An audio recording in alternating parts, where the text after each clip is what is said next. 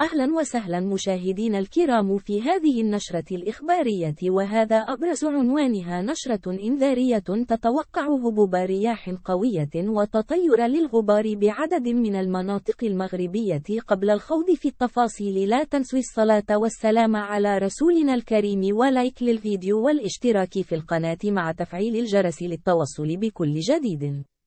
توقع المديرية العامة للأرصاد الجوية هبوب رياح قوية مع تطاير محلي للغبار اليوم الخميس بعدد من مناطق المملكة.